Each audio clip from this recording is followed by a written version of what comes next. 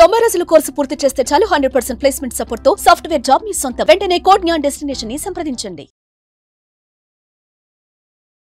Welcome to Suman TV. నేను మీ Suman TV Nag. So ప్రస్తుతం నేను కోడ్ జ్ఞాన్ ఇన్స్టిట్యూట్ లో ఉన్నానండి. మనతో పాటు ఈరోజు కొంతమంది స్టూడెంట్స్ ఉన్నారు. వారితో మాట్లాడే ప్రయత్నం చేద్దాము. హలో అండి.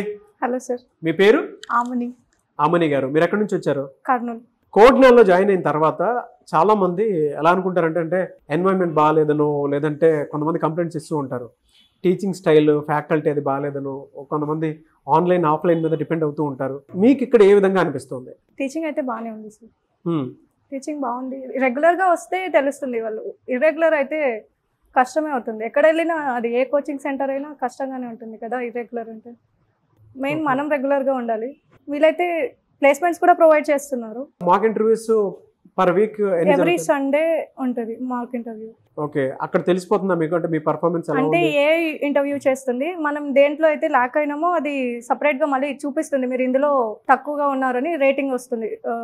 1, 2 అలా రేటింగ్ ఇస్తుంది. దేంట్లో తక్కువ ఉన్నాయో వాళ్ళు ఏదైతే ఇంప్రూవ్ చేసుకోవాలనుకుంటున్నారో అది కూడా చూపిస్తుంది అక్కడ. సో దాన్ని బట్టి మనం.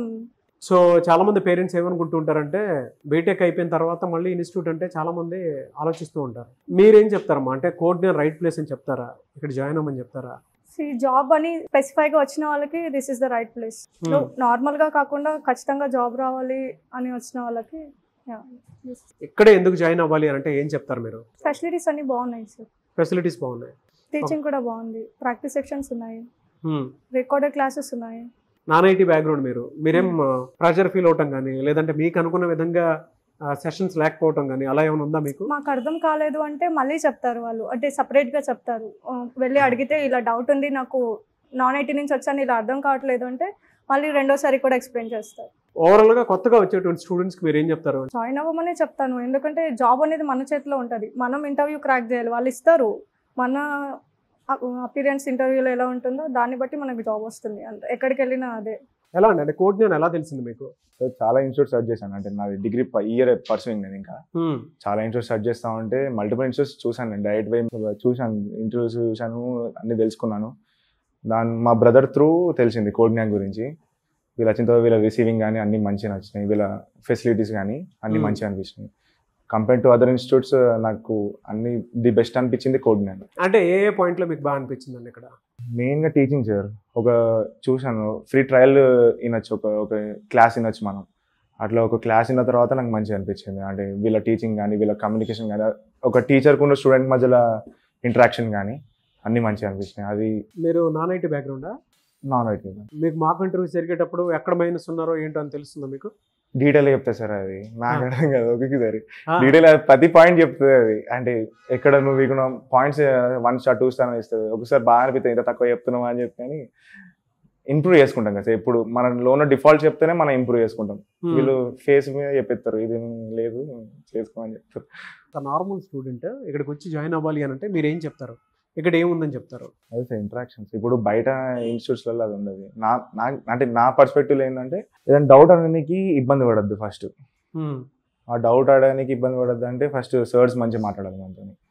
నాకు అది ఇబ్బంది అయితే ఏం లేదు, నేను డైరెక్ట్ అడిగేస్తాను సార్ వాళ్ళు. అది కమ్యూనికేషన్ మంచిగా ఉంటుంది, ఎవరికి ఇబ్బంది ఉండదు. అదొకటి నా మెయిన్. సో పేరెంట్స్కి కానీ స్టూడెంట్స్కి కానీ మీరు ఏం చెప్తారు? జాయిన్ అవ్వమని చెప్తారా? పక్కా జాయిన్ అని చెప్తాను సార్. ఆల్రెడీ నేను మా బ్రదర్ని కూడా రిఫర్ చేసి నేను జాయిన్ చేయించాను. గుడ్. మదర్ ఎందుకంటే నాకు మంచిగా అనిపించింది కాబట్టి నేను రిఫర్ చేసి జాయిన్ చేయించాను. ఆల్రెడీ 2-3 కూడా ఉన్నారు. వాళ్ళది ఇంకా పర్సన్ వాళ్ళు కొన్ని రోజులు ఆగుతాం, దాని తర్వాత వస్తా అని చెప్పారు. ఆల్రెడీ మా బ్రదర్ రుత్విక్ అని ఉంటాడు, ఆ బ్రదర్ని కూడా జాయిన్ చేయించాను నేను. IT background, non IT background? IT background. Okay. Me parents ఏం చేస్తుంటారు? ఫార్మర్. ఎవరి రిఫరెన్స్ ఇక్కడికి రావడం జరిగింది? అంటే విజయవాడలో మా ఫ్రెండ్ ఉంది, తనకి జాబ్ వచ్చింది. సో తను రిఫర్ చేస్తే నేను వచ్చాను ఇక్కడికి.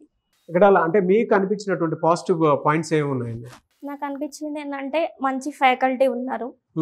అండ్ కంపేర్ టు వేరే ఇన్స్టిట్యూట్స్ కి వెళ్తే కనుక వాళ్ళు జస్ట్ చెప్పేసి వెళ్ళిపోతారు. అది ఇక్కడ అట్లా కాదు. ఒక్కొక్క స్టూడెంట్ ని వచ్చి పట్టించుకొని మీకు అర్థమవుతుందా లేదా అడిగి తెలుసుకొని, ఒకవేళ అర్థం కాకపోతే మళ్ళీ ఎక్స్ప్లెయిన్ చేస్తారు. I like that. Okay, hands on experience ఉంటుంది. యా. ఓకే.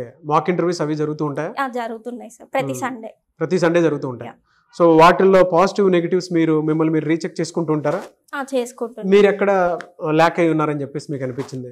కొంచెం కమ్యూనికేషన్ దగ్గర ల్యాక్ అయ్యాను అనిపించింది. సో అప్పటికప్పుడే రిజల్ట్ వచ్చేస్తుంది కదా? వెంటనే వస్తుంది. జనరల్గా ఫ్రెండ్లీ మోడ్లోనే ఉంటుందా? మీకు సేఫ్టీ సెక్యూరిటీ ఉంటుందా ఇక్కడ? ఉంటుంది సార్ 100%. రిఫర్స్ చేస్తారా మీరు బయట? చేస్తాను సార్ కంపల్సరీ. ఎందుకు రావాలనిపించింది కోడ్న్యాన్ వైపు? కెరీర్ ఐటీలో కెరీర్ ఎస్టాబ్లిష్ చేసుకోవడానికి కిక్ స్టార్ట్ ఒక పాయింట్ ఉండాలి ఎవరికైనా కూడా.